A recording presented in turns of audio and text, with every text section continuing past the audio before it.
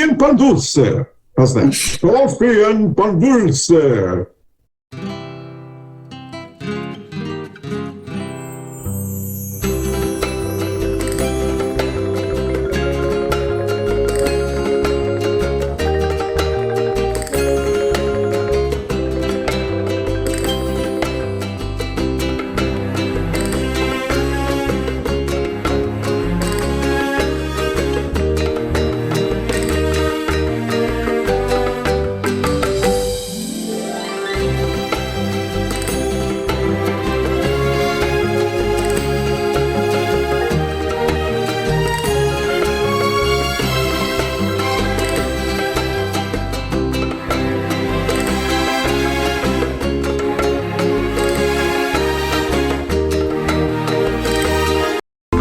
Hey, I'm Christian Cano. You're the co-host. My buttons are Moms Demand Action, Gunsmiths Legislation, Healthcare for All, Medicare for All, and also in my heart, Black Lives Matter on behalf of Joe Oldham, who's a guest of ours who passed away last year.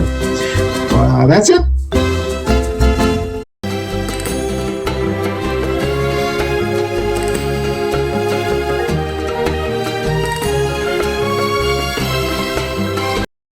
Hello, this is Jenny James Gunn.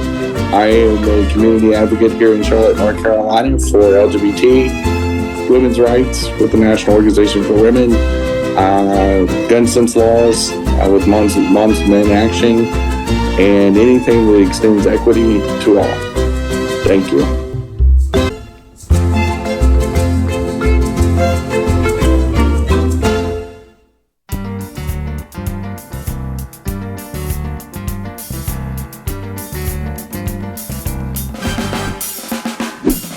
Good morning, everyone. It is Coffee and Pan Dulce time. I almost said the other show. You sure did. really, really close. I was right on the edge and almost tipped over. But anyway, it is April 15th, and we're rocking through April. Yeah. We are. We got it going, and we had an interesting two recordings this morning, and I think we're doing pretty good. Yeah. We're about a third through the year. We already finished the first quarter and keeping it on the straight and narrow for the most part. And I don't know. It's we live in such a different world now. That we're about 10 years into MAGA. I look back at things. And I even think back to old shows. I don't watch the old shows, but I think about how different it was in 2019. Pre-COVID. And how much our country has changed, how many, we've had 2 presidential elections since then, several midterms, and how different our world really was than it is now. And it hits me every once in a while. In the last few weeks and last few months in 2026, I've really looked at some of my old Snapchats from that 2019 era. Looked through some of my old postings in social media and just how different. They're almost like my notes, almost like a diary. And I look back at how different everything was. And it's kind of eerie. And how different our world is, how we view things. We even view, as a country, we view a lot of things differently than we did. I don't think if we pulled the major stories from this year and showed them to people in 2019, I don't think they would believe it.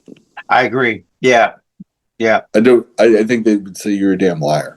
And they would blow you off. I don't think anybody. And the reason why I'm talking about this, there's a show on Amazon that's about to have its 5th season. In fact, today when we're recording it, the first show drops. It's a streaming show called The Boys.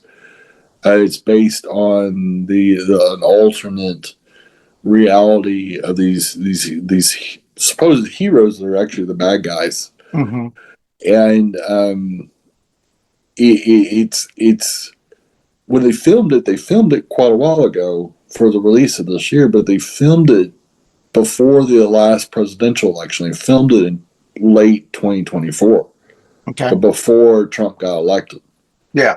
And so it's sad, in editing and releases and some other things have delayed this last season coming out for a while. And they said when they filmed it, they never thought the things that would be happening in 2026 would be so identical to what they filmed. Yeah. And they said it's looking back, they said it's almost eerie how on the nose their show was.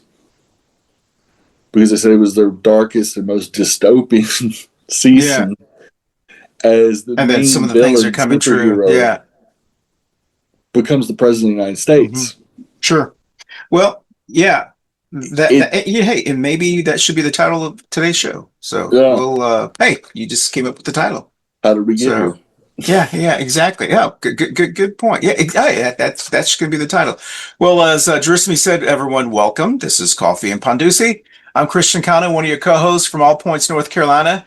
Gersemi is in West Hollywood, California. We want to thank everyone who joins us and watches us on Facebook and YouTube, and the thousands who listen to us on your favorite audio podcast platform. This is our 9th season. We're excited to have you. As Gersemi said, it's hard to believe the year is going by fast. A completely different year than, I don't say completely different year than last year, but I don't think speaking of that, and that probably should be the title. The title of the show now is How Did We Get Here? That's going to be the title, right? Yeah. How did we get here? I don't ever want to repeat 2025. There are very few years that I don't ever want to repeat. 2025 was a tough year. For just many reasons, not just politically, but just, in general. I know you and I both moved, so, there's a lot going on. But 2026 to me has felt more optimistic. And in many ways, I think there seems to be hope, even if it's something as simple as the midterms, at least there's a little hope out there. There's something. I felt helpless in 2025, other than what we do, the resistance. That obviously we hope has been important to our audience. But 2026 has been, it's like I feel a little bit more empowered in 2026, and I hope people out there also feel. So that's going to be the title of the show. How did we get here? And so that's what we'll talk about today. I want to just give a special shout out to a lot of shows dropped recently on Cannis Media, from Gersemi show, Two Queers in a Truck. Several past episodes dropped. As you're watching this, you'll see all of those in our catalog, on the video catalog and on the audio catalog, but also on this show, Coffee and Pan Dulce. We had a special show that took a long time to drop, but it finally dropped. It was the interview with Dale Shores, some of his cast members, and Dale Shores himself in Birmingham, Alabama, when I was in covering the recipe box. So we want to thank all of those. And we have another show that's going to be starting hopefully within the next couple of weeks. It's called Circuit Queen. And that is going to be I don't even know how to word it. It's a compilation of circuit parties and circuit events that have been occurring since last year. We have a lot of footage from last year, and we hope in the next couple of days, it may even be on this show, the next time you see us, some of the producers or the event organizers of the Purple Party in Dallas, Texas. It happens every year. It's a fundraiser. They raise millions of dollars over the time for charities, AIDS charities, LGBTQ charities, Time Out Youth charities. They raise a lot of money. It's one of the few non-profit circuit parties in the United States and around the world, and they've been going strong for, I think, over 20 years. So we hope that show has an interest to you. But also, as I mentioned, we'll talk about all these shows later on. But before we do, let's jump directly into Barb's current events.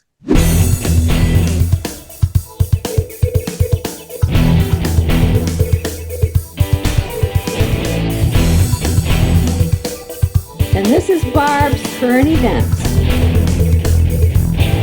Oh, by the way, Gersemi, this is our, I believe it's our 300, and you have to, don't quote me on this, 389th show. I can't remember. Ooh. On our 400th show, we're going to have back, do you remember Bar Bacon? Yeah. she's actually going to agree to come back for our 400th show as a guest. So it'd be interesting to see how she's doing. We haven't talked to her in over a year. I chatted with her briefly a couple weeks ago and invited her to come back for the 400th episode. And I'll get with you on who else you want back on the 400th episode, because I know some of our former co-hosts, we probably are happy to say hello. I'm not sure we want them back on. And some of our former guests, I'm sure we'll say hello, but I don't think I actually want you back on. So we'll get together and decide what we're going to do there. All right. Are you ready? Yeah. Here we go. Okay. The very first one. Okay. I'm going to milk this one only because it's just so salacious. The podcast that I just love. I've had it podcasts from the ladies from Oklahoma City, even though now one of them is out of New York City. They have nicknamed Kristi Noem's husband Big Titty Brian. So, so the first Barb's current event, I'm just going to lay it out there. Big Titty Brian, what are your thoughts about Big Titty Brian? That's the first one. The second one is, we'll stay on that topic. In the state of Texas, there's a priest accused of coercing congregants for sex, and three of them are suing him. So go figure, Roman Catholic priest in Texas is being sued for coercing his parishioners about sex. So that's the second episode. The next one is, and this is kind of interesting. There is a poll. This is a global poll that was released. I believe it was released on April the 3rd. And the poll is completely humiliating for Trump because he always brags about how the United States is in the best position it's ever been, this. Well, they actually polled world leaders and world audience members, and they have the least view of America under the Trump regime and the MAGA regime. So we know anytime Trump says something, it's the complete opposite. So we got three there. Have at it. Whatever you want to say. I think our listeners and viewers wouldn't be shocked about that. I mean, this second administration is a disaster, and that's being mild. I mean, it's by far the worst presidency in American history. As we come up to our 250th birthday,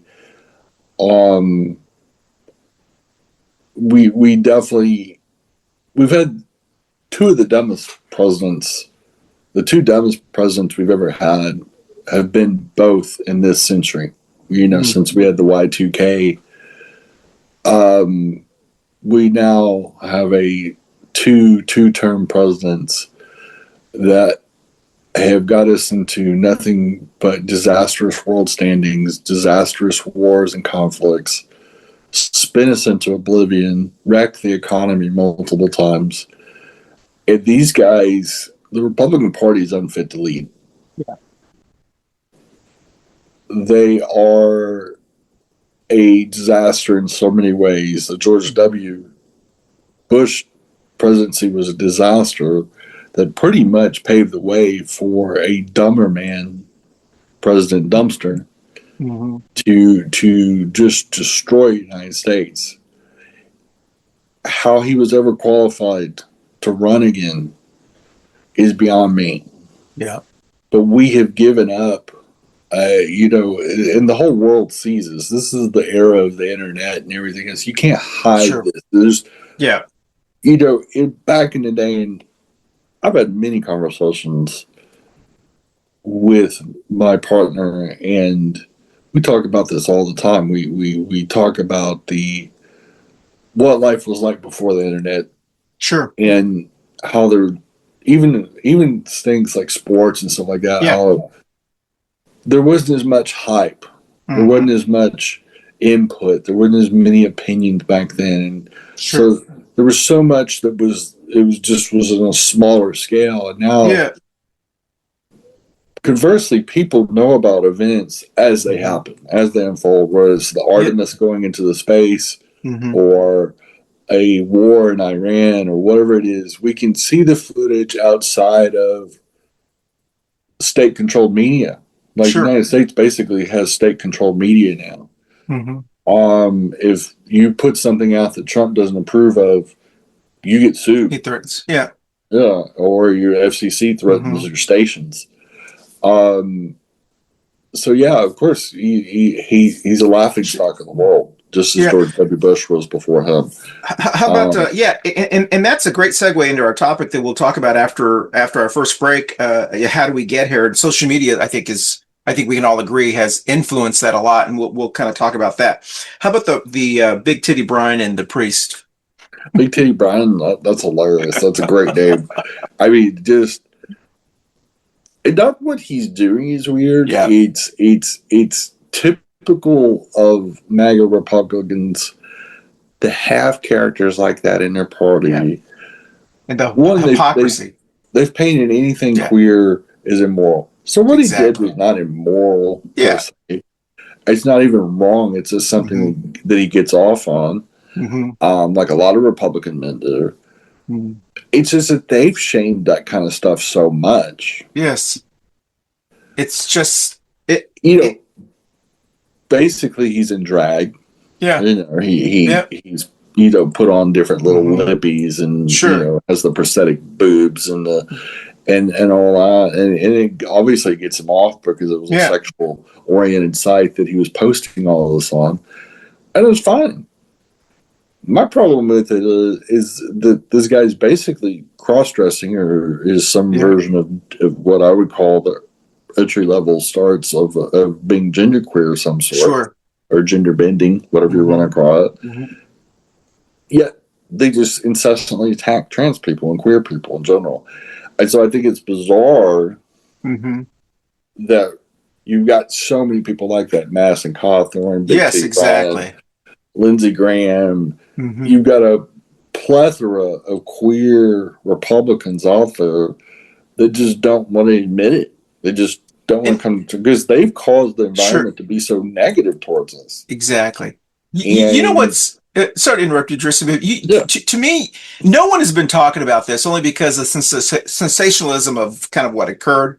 But when you really take a look at this, what really is striking is how we don't know. And I think you and I would both agree, you know what, if you want to dress up like that, if you want to do that, you want to have a fetish, you're an adult. This is, do whatever you want to, but don't be hypocritical and complain about other people who do these kind of things in your life. They're just living their life. Yeah. Exactly. It's not, And so under normal circumstances, you and I should be saying, you know what, I don't care if he's a freak behind the doors. That's his business. Yeah. But this is a freak who is trying to hurt people's lives who are just trying to be themselves. You know what I mean?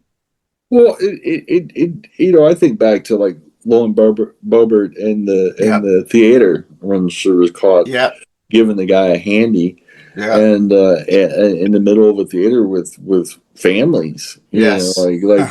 That kind of just died down way too fast, I thought. I mean, it was, at the very least, was indecent exposure. And like, why did those two not go to jail over that? Yeah. And if two gay men did that, they'd throw them under the prison. Exactly. They'd got time. Yes. And you know what's also trans women did that. Yeah. Oh my God. It would be, this is the reason that trans people should not even be in public or something. But if a straight couple and a public figure and the guy that she was given the service to was a business owner, I believe. Exactly. Yeah. If I remember right. Yeah, in the Denver area, I think, or something. And it was owns some. Yeah. But it was like no big deal. It really didn't have any consequence to it. This is what's, to me, is also striking. I know I'm way analyzing this because it's such a salacious story, and it's just a wonderful, wonderful gift. Great story. It's just a wonderful. It's just a wonderful gift that little brave baby brown Jesus gave us during Easter as a gift to America. This is what's hilarious. What he allegedly is finding sexual and what turns him on looks nothing like his own wife. And so basically what he is saying is, this is really what I want. My wife is just kind of, I just married her. I didn't really find her attractive at all. So, and he didn't even have the type of relationship with his own spouse that he could talk to her about what turns him on or what turns her on. Obviously, what turns her on is having affairs. And what turns him on is something that doesn't even look like her. Well, here's my take though. Okay, all right. I think they're connected. Oh. See, I think he's a sissy cuck, and I think that's part of his servitude toward her. Okay. Her, and I think that's why she probably bangs other guys. I'm sure he watches. This is getting even better. This is getting even better than because he's gone down the rabbit hole. Yeah, by his own admission. Yeah, you know, because it's on that public site. And she called him gone that very sissy cuck route. Yes. And if she's out swinging, I would imagine. I don't. I think it's a mutual agreed upon. Yeah, servitude thing. I think when she says I was blindsided is baloney. Oh no, she knew. Yeah, I never knew. I never knew. Yeah, she had to pretend that she didn't know because of course she did. She just never expected him to get outed. Exactly. That's the difference. Yeah. And I guarantee you, not only do the Republicans keep deep private investigative tabs on them, when they need to, this comes to the surface. Well, they needed to make sure. Yeah. Basically, they've told her, you don't matter to the party anymore. Yes. We're closing the door on you, and this is how we're going to do it. Exactly. Not only demoting her to keep her from being able to use that against them, they sit this out, and they said, we'll release more if you push it any further. Exactly. I completely agree with you. Yeah. There is nothing. I completely agree with you. I know this story not only runs deeper, but I feel like the real dirt on her hasn't even begun to surface. On their fetishes and sexuality, but also about the $200 million commercial that we know it didn't take $200 million to make. There is a scandal and a story there that's so deep and so sordid and so cockamamie because we already know she'll misappropriate money for because she spent $80,000 on campaign money fixing her face and fixing her body and you know, maybe to look more like the ideal person that her hubby wants or you know whatever. You know, maybe she likes the inflatable doll look. You know, herself. I mean, maybe a fetish they both share. You agree. I'm sure that it has. I'm sure these kinks are more commingled. Yes. Than she would ever want to admit. I agree. Because later, it's going to be a Mark Robinson confession in 2029. Just watch. And here's the thing that the Christian nationalists and the MAGA people never talk about, but we have to kind of start talking about it. This shows how dysfunctional their relationship is or was, because there's no good side of this. Either they had all these kids and they've been married all this time and didn't know each other, which I don't know how you can do that, being with someone and not know that person. You know how they, like in the 50s and 40s, well, I never knew, I never knew. Okay, this is 2026. If you don't know about your spouse and what turns them on or those kind of things or whatever, then that says something about both of y'all. And so I think if they're trying to say this is the family values, ideal marriages and things like this, they were such a dysfunctional marriage that they are proving that if you live like they do, they didn't really know each other. But here's my take, especially with conservative families. Sure. This goes on all the time. Yeah, exactly. This is a very common story. Yes. Except that she's just well known. She's a public figure. Yes, exactly. Here's the only difference between her and regular Joe Schmo that does this something. This is real common in conservative circles. This kind of kink and fetishes very much exist. Wow. That's why so much of the swingers clubs and things like this, MTG was a swinger, and Sure. probably still is. Mhm. So was, Bobert. I mean, these were people that have open relationships, have wild sex parties, participate in sex, like eyes wide shut Sure. sex clubs. Yeah. The biggest ones I've ever seen were in Texas. And this is nothing new. This is something that exists in the most conservative circles. And it's these aren't coincidences. These aren't happenstance. Yeah. This all has a relation back to each other. When they stand up and say, "You do as I say, not as I do," they really mean it. They see themselves above it. They see themselves. I get the sense. I know this is anecdotal, and we're going to take our first break here, and we'll kind of talk about this. Like, how did we get to this point? I think that most middle America, they get that the religious holy rollers and the evangelical Christians and all this kind of, they know who they really are because they grew up with them. We know the Southern Baptists are the ones that get drunk, smoke pot all on Saturdays, but then act like they're all saved on Sundays. That's just kind of what you know. If you grew up in Texas, you know they're the biggest hypocrites. Okay, and they feel guilty themselves. Exactly. So listen, we're going to take our first break. And when we come back, we'll talk about how did we get here in 2026. A lot has changed. Gersemi talks about this on her 2 shows that she recorded early this morning that will be dropping in the next couple of weeks. And we'll be right back on Coffee and Pan Dulce right after this. Hey, y'all. Thanks for watching our spring shows and sticking with us. And we've got a fabulous summer lineup. I hope y'all are excited as I am. And let's enjoy our summers. Hot Girl Summer 2024. See y'all. Bye, y'all. Bye, y'all. Hey, y'all. Thanks for watching and support local black and brown businesses, including our sponsor, Manolo Bakery. That has some fabulous pastries, food, king cakes, all kinds of specialty cakes, swallowing, and much, much more.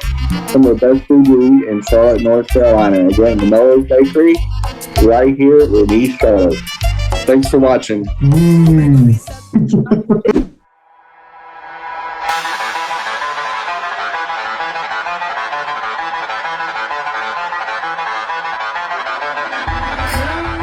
Hi, this is Yorense Pascual Mateo. I am back.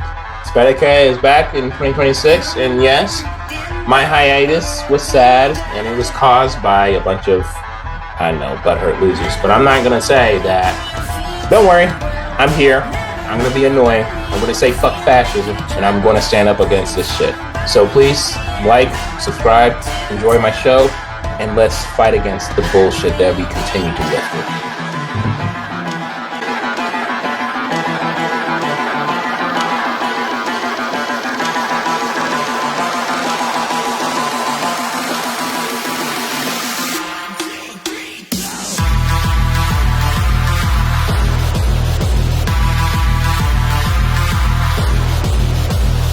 So we have a great fall lineup, and we encourage you to tune in to many of our fabulous shows, like our Say show, and many more things in October and November as well.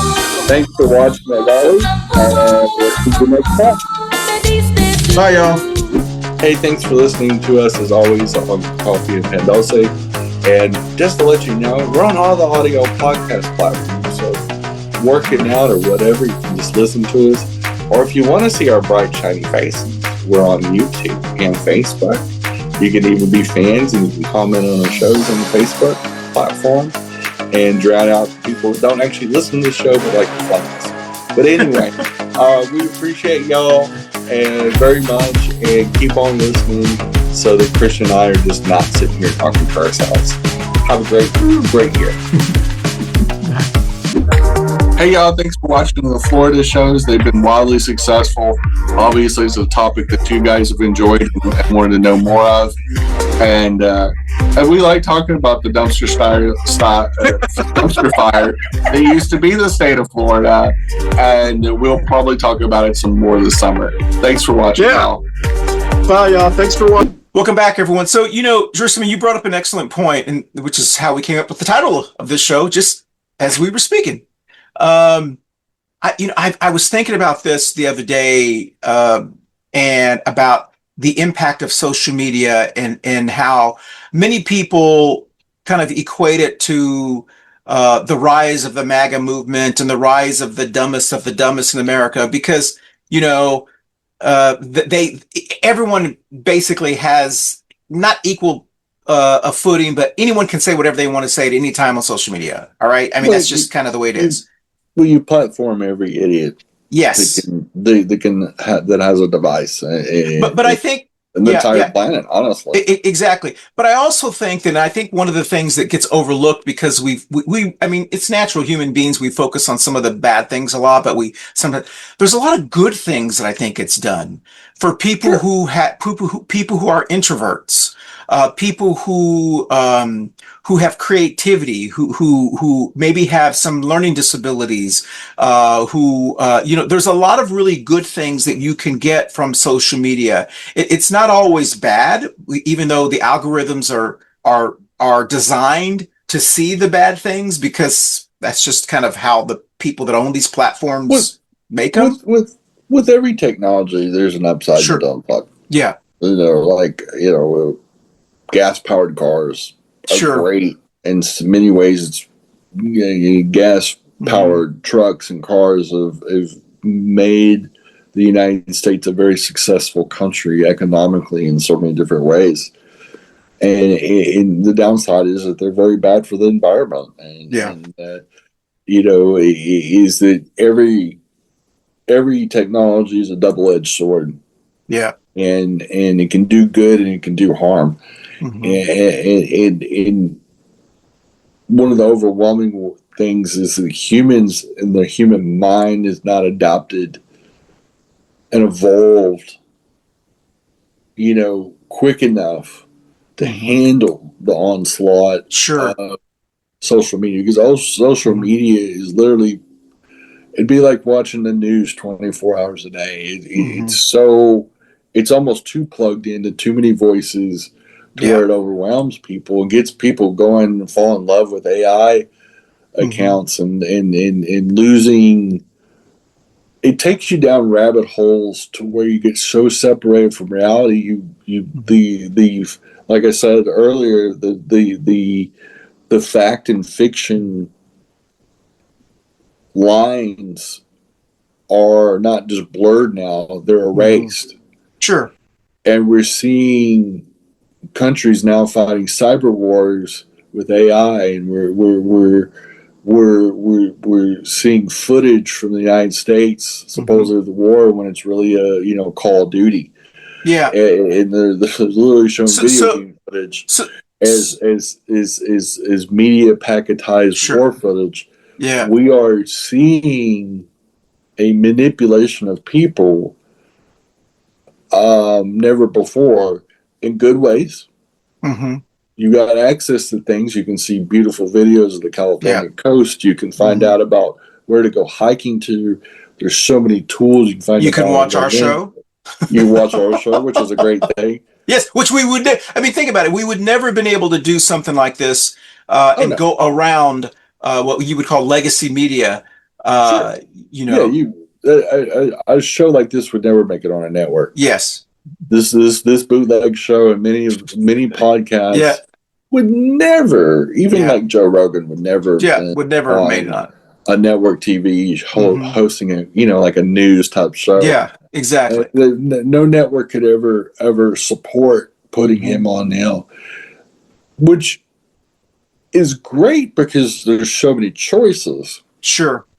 But because there's so many choices, there's so many deep, dark holes people can go into. But this is it's dangerous. This is kind of the way this is kind of the way I look at it, because I completely agree with you.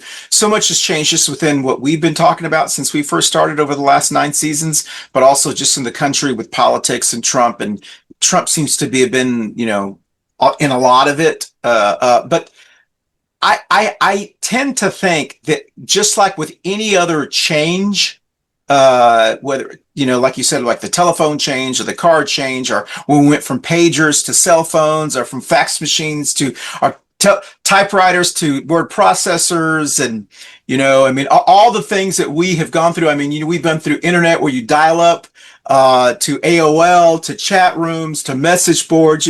We've had, as a Gen Xer, I think the Gen Xers have seen more technological changes, just our generation, than the boomers or the millennials and the Zs.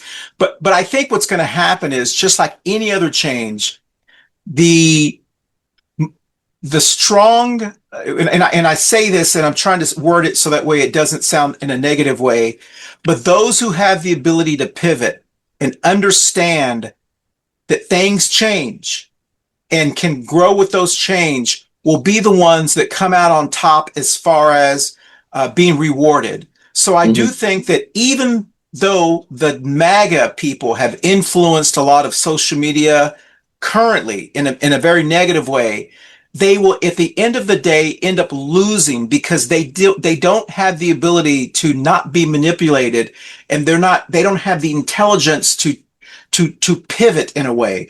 There are MAGA people that are still posting on our social media pages. We talked about this on your show. How did this pop up on my?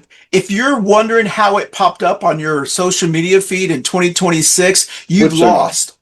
But also too, the reality is that they know they're lying. Yeah. They know they sought out queer content. They know. I see. They're just bald-faced lying. And sure. And we watched, Trump and many MAGA politicians, but also MAGA people in general. They know when they're posting lies, they, for the most part, know it's a lie. Sure. Because they've never observed it. They're like, when they, and I equate this more, if I get in a verbal tussle with somebody over trans things, that I'm being trans, I understand it more than 99%. I probably understand it more than most doctors do, especially general practitioners and people that don't do trans healthcare. And so when I talk, I'm talking from a level of expertise, a lived experience, so to speak. And so when I see people tell very illogical lies about trans people being in certain segments of the population and doing certain things, you can tell they don't know anything about it. Because if they did a simple Google search of just a few basic things that they're running their mouth about, they would know it's a lie. Yeah. And so it's a willful or a willful ignorance. Sure. And that's how we've gotten here. We've gotten here because of internet ignorance. Purposeful blind spots. You have to put blinders on yourself to say, and pretend, kind of like Columbo, like, exactly. and feign play the ignorance of why I didn't know, or but it's an act. Sure. And people are, because nobody likes being called out. Yeah. So let's be real. Nobody reacts well to being called out. It's a painful process, even if it's a necessary process. When you call somebody to the carpet, whether it is to help them or hurt them or whatever, the call out itself is a shock. Yeah. That's a good point. When I'm arguing with stupid people attacking the trans community, I do realize they're stupid. I do realize in a battle of the wits, they're coming to the table unarmed. I also know that they're speaking in an ignorant way. And usually how I cut the conversation short is I go, well, list me the 5 WNBA players that are trans. List me the 5 medalists in the IOC. Tell me which top 5 medalists from any country that was a trans woman. And they can't name them because it's never happened. Yeah. And so, how many trans girls play high school sports in your state? They don't know. They don't know that there's a good chance there's no trans girls playing sports in their state. Like when Kansas passed their genital inspection law bill into law a couple years ago, there was only 2 trans people playing sports in that whole state. and they were both trans boys, meaning they were assigned female at birth. Yeah. And so there was no trans girls assigned male at birth playing sports in that state at the time that the bill passed. So how do you think, before we take our last break here, I know this is very complicated, but if we could, like in 30 seconds, what would you point to on how we got here in the last 10 years? We've we've done the worst job ever in history of holding stupid accountable. Okay. And because we've normalized stupidity in this country, and I mean just flat out ignorant. Yeah. Both with George W. Bush, with Trump, and everything with religion. Turned a blind eye on the problems of the hypocrisy and stupidity and ignorance of religion and religious nuts. We've allowed them to be platformed and even elevated to governmental positions, cult-like leader positions, but actually sanctioned by the government and given government jobs. RFK Jr., prime example. What he does is absolutely part and parcel of allowing the most ignorant people a microphone. And because people see that being platformed, it's like the old Tracy Morgan line off Third Rock. Idiots are people too. You know? And we've taken this term too far. Like we normally back in the, like how President Ford was treated. Like, oh, you're a nice little president. We pat you in the head to sit over in this corner. I pretty much deplatformed President Ford. So I will go just a little bit further. I completely agree with you. Almost the same lines as what you're saying.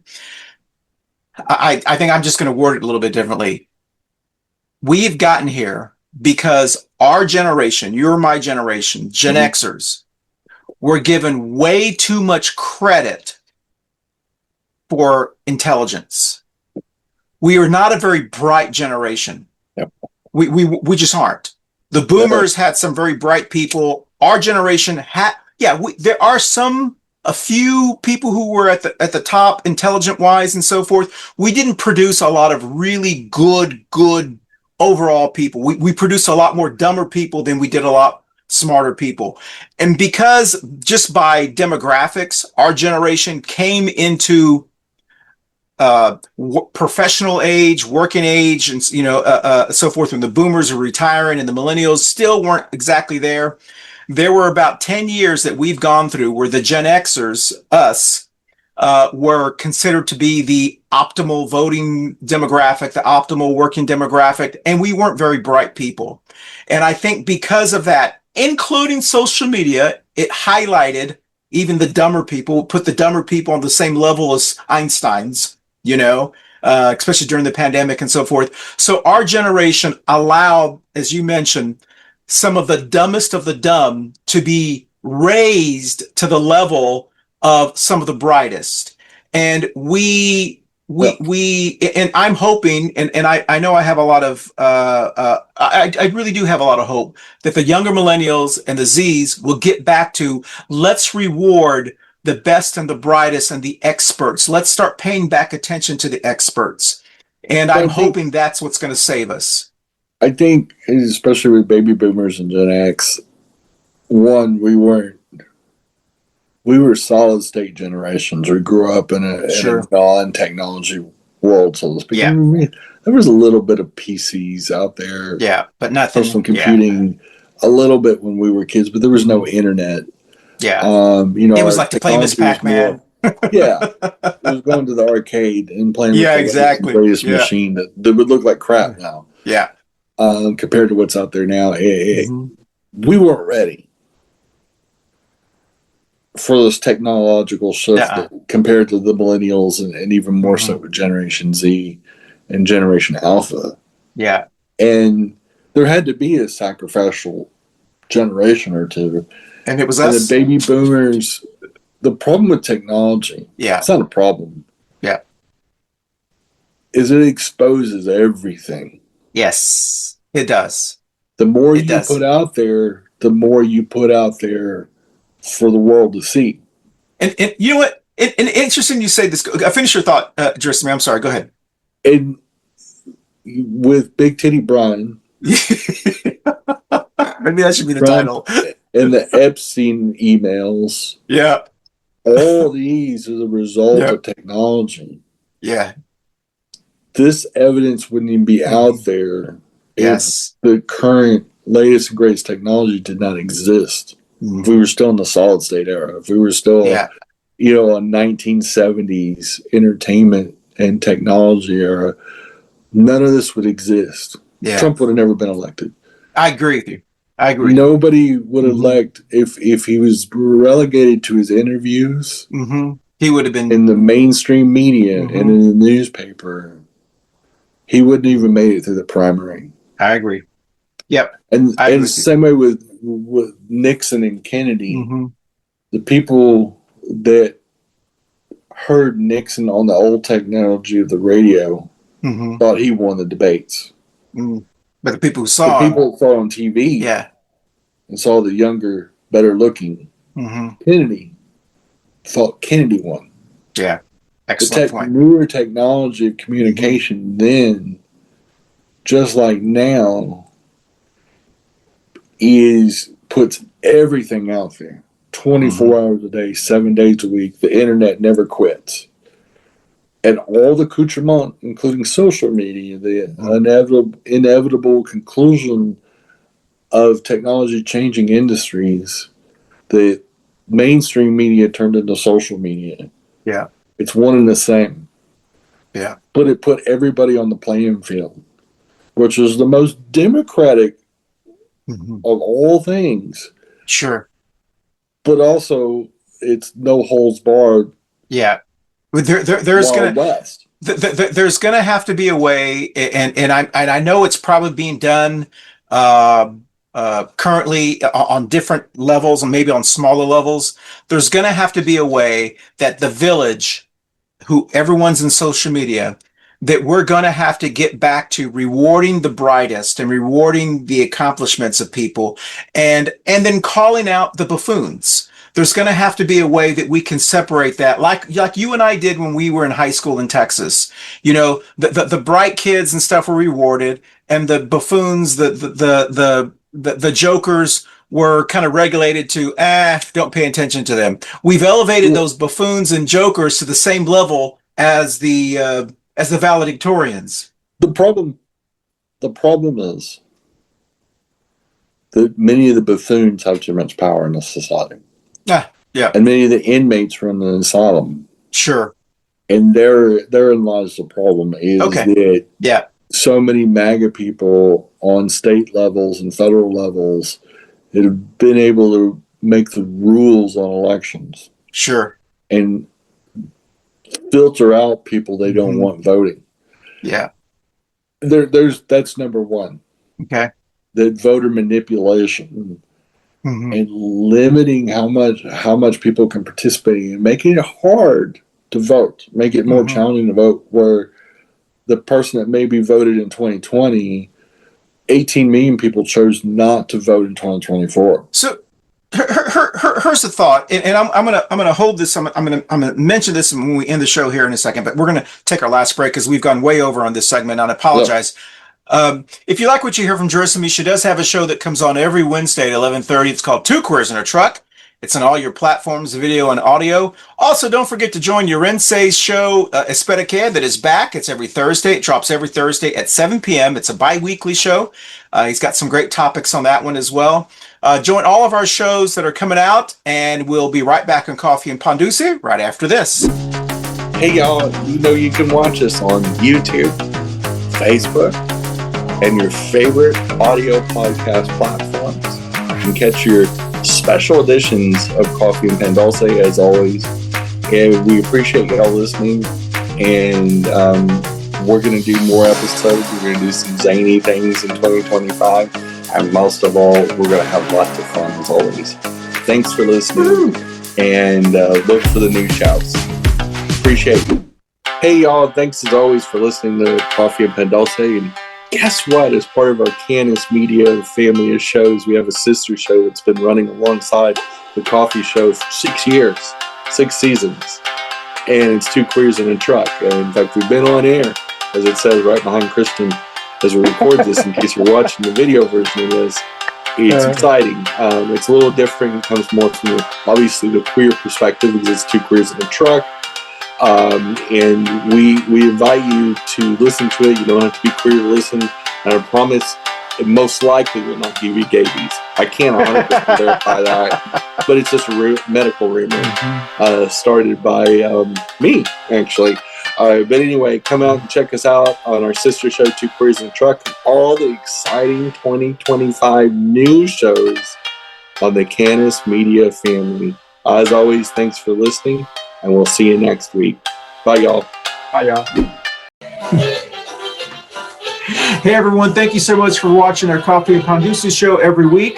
Don't forget, you can watch us visually on our video podcast platforms on Facebook and YouTube, but you can also listen to us on your favorite audio podcast platforms like Apple, Amazon, iHeartRadio, Spotify, and all of the other ones that your favorite, whatever your favorite is. Once again, thank you for watching us on Coffee Pan Dulce. We'll dance out. Up next is Two Queers in a Truck with Jenny and Christian. And hope you guys tune in. We'll see you in about 15 to 20 minutes. Thank you. Bye. Welcome back, everyone. Don't forget to join Gersemi Show and all of the shows that we have. And we appreciate all of our audience for following us all these years, and hopefully many more years. So here's the question. What is your thinking? And I'm going to just say this, and I know it may be controversial, but I want to hear kind of what you take on this. Just as the MAGA and the Trump people are trying to manipulate the vote in the midterms and upcoming, why don't we try the same thing? Why don't we try to also manipulate the vote and not let the dumbest of the MAGA people vote? Well, I know it's not democratic, and it hurts me like my heart to say that, but I'm wondering why can't we do that too? Why can't we prevent? We would be better served encouraging people to vote. I agree. That's why we don't do it. The reason we don't do it is because compare 2020 to 2024. Sure. 18 million less Democrats did not vote for Harris that voted for Biden. Okay. Which was basically the same administration. Sure. They voted for Harris as vice president in 2020 with Biden as president, the presidential candidate. 18 million stayed home. Sure. Why? And there has to be questions. Was it because many states in those next 4 years or 3.5 years passed rules that changed the game to limit mail-in ballots, limit, ability to count votes coming in after the Tuesday general election? What rules did they put in place to limit the effectiveness? Because what we did in 2020, because of the COVID, is that we expanded voting as much as we humanly can for everybody to vote, whether it was Democrats or Republicans. Sure. We put rules into place, and most states are encouraged it, so much so that we put democracy in overdrive. And Trump got more votes than he ever got in any of the 3 elections he ran in. He got more votes in 2020. He still lost because we got more votes than ever. Sure. At 81 million votes. Harris got 63 million. That $18 million vote deal says for Republicans to win, they've got to limit the turnout. So I guess what you're saying, if I'm hearing this correctly, and I'm just going to put words in your mouth, and I'm going to paraphrase it. The reason when I say we, I mean the Democratic Party, because I'm a Democrat. But the reason that we don't do this is because we, in our hearts and in our brains and in our policies, truly believe when you put us, we know we can compete against them. We know that if you, we know that if you put us here and them here, and on a playing field, our message will always beat them, and we're not afraid to do that. And so I think that's the reason that we don't do it, is because we know that we can win without any type of manipulation. Voter suppression only works for conservatives. Sure. That's it. Sure. It's the only tactic they got. So I guess the reason I'm saying this, Gersemi, is because, this is the big thing that's going to be, this is one of the things that in the midterms that a lot of the elected officials, even Gavin Newsom, is talking about, hey, be careful. Trump is really trying to get these voter rolls. He's planning now to suppress the vote in the midterms. And the Democratic Party, as you and I can, I think, both agree, has always been such a terrible job of messaging and getting ahead of what the other party wants to do. What I don't understand is why we don't have any Democratic leaders right now talking about, listen, we could do the same thing that they're doing. They're not the only ones that can manipulate votes. We could do it as well. But the reason we don't do it is because we know our message is a winning message. And I think the only person I've heard saying something like that is Pete Buttigieg. Pete Buttigieg, I hope I pronounced his name correctly, but they're not saying it enough. They're not like warning the other party and warning those other MAGA people, hey, listen, we can do the same thing. But the reason we're not doing it, this is the reason. The problem is that the leadership of the Democratic Party is complicit with voter manipulation.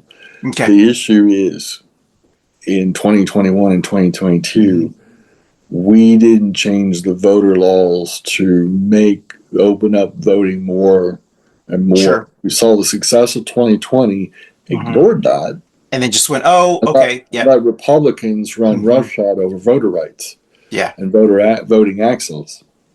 We set ourselves up for a failure in 2022 and a failure in 2024.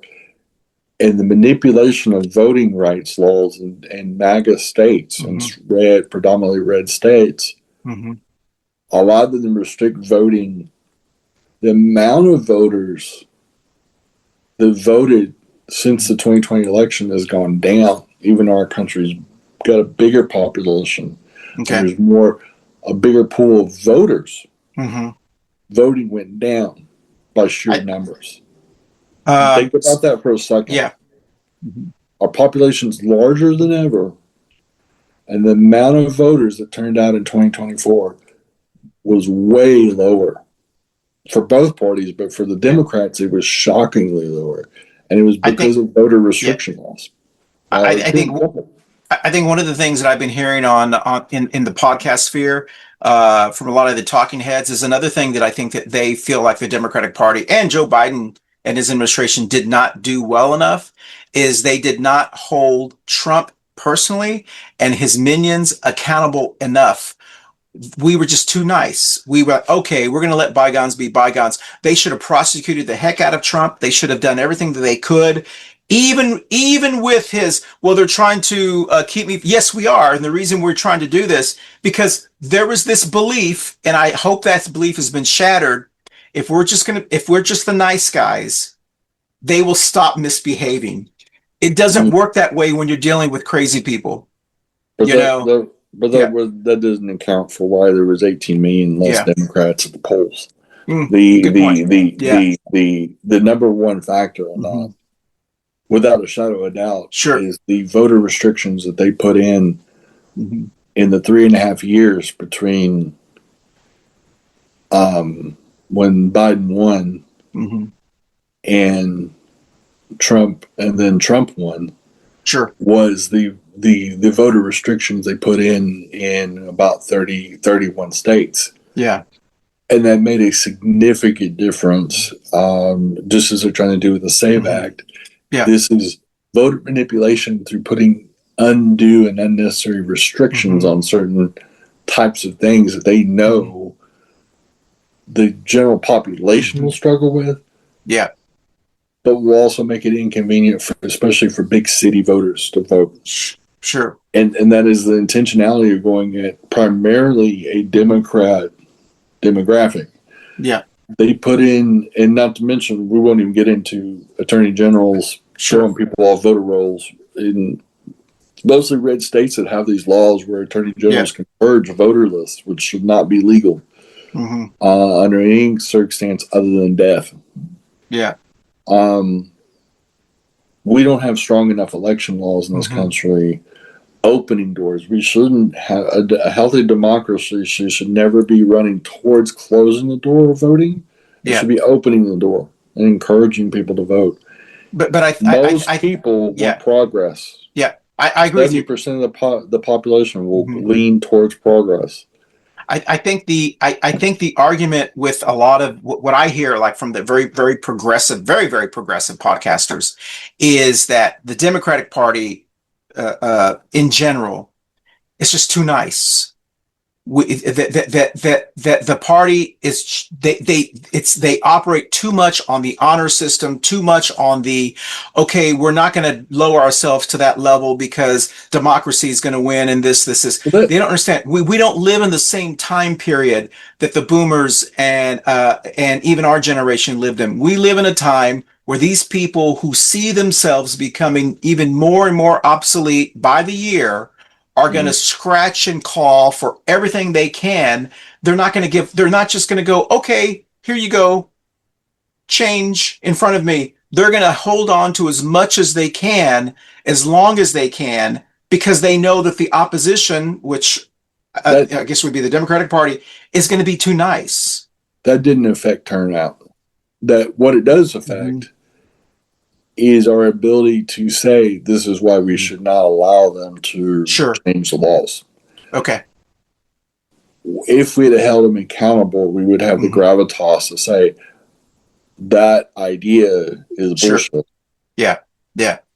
It makes us look hypocritical when if we had the track record of proving that they were dirty cheaters by holding them accountable for the cheating and law breaking they did. But when you don't hold them accountable, you don't have the gravitas in the court of public opinion to now say, well, we told you so. Sure. Well, how did we tell them? Yeah. We in the court of public opinion, we never prosecuted the case.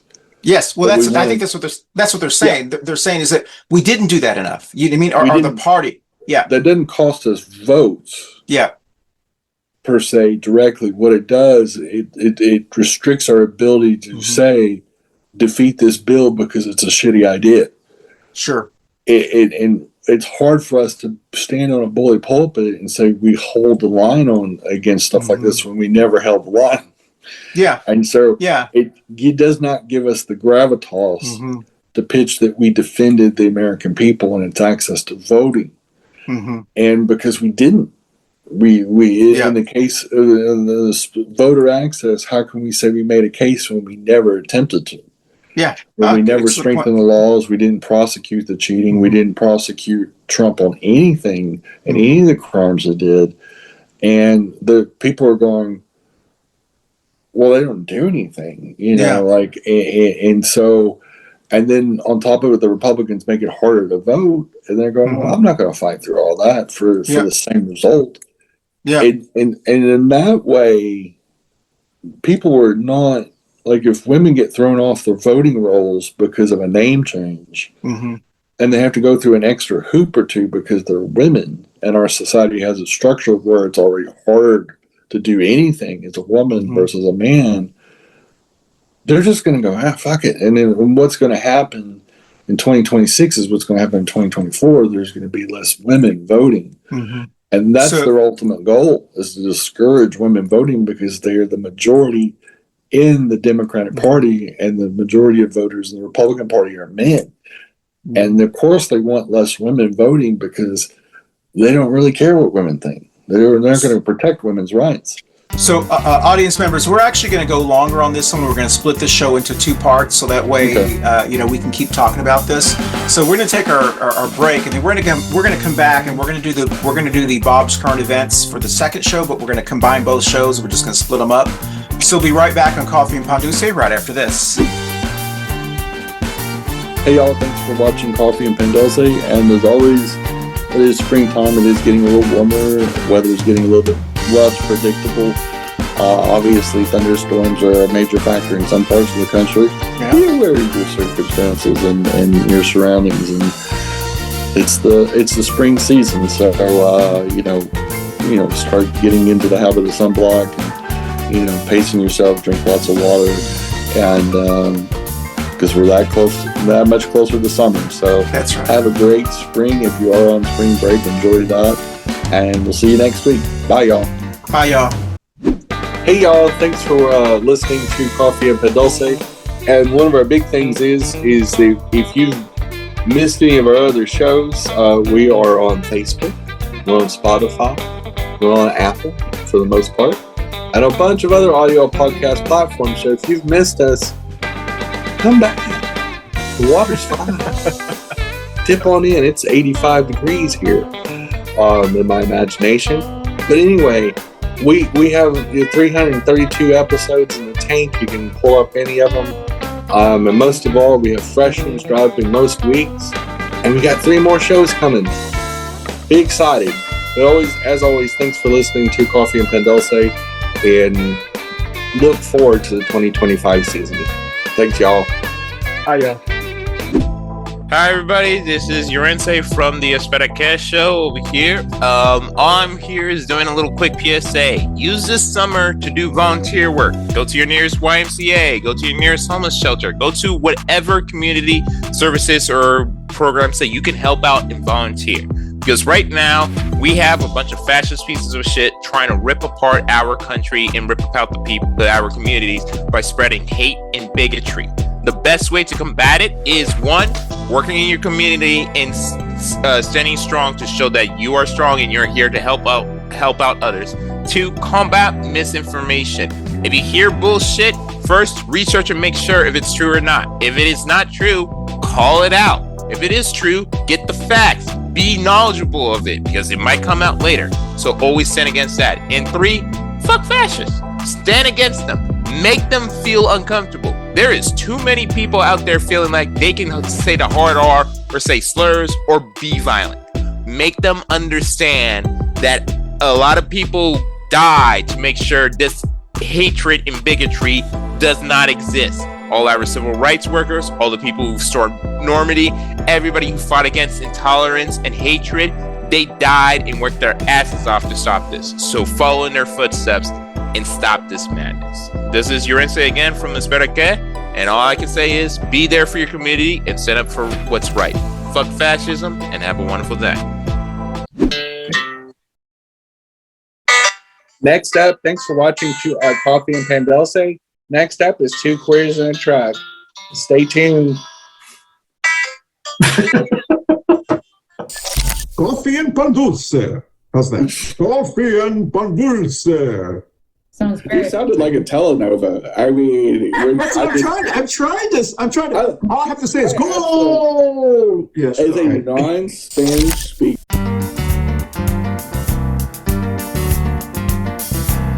There we go. Okay, we'll just talk very briefly for about 4 minutes about how did we get here. Maybe social media? Yeah. You want to talk? Okay. All right. We can.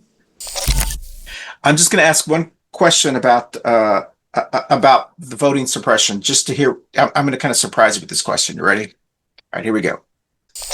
This is really a good topic, Gersemi. So I'm just going to divide this into 2 shows because we've already gone way over. It'll be part 1 and part 2. Yeah. So, okay. So we're going to come back. All right, Gersemi, we're just going to close it. Like I said, I'm going to cut this into 2 segments, 30-minute segments. All right. All right.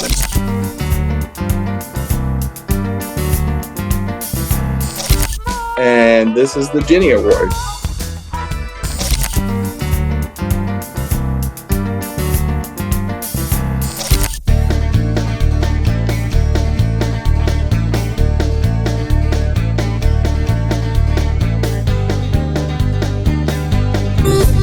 And this is the Pendejo Chronicles.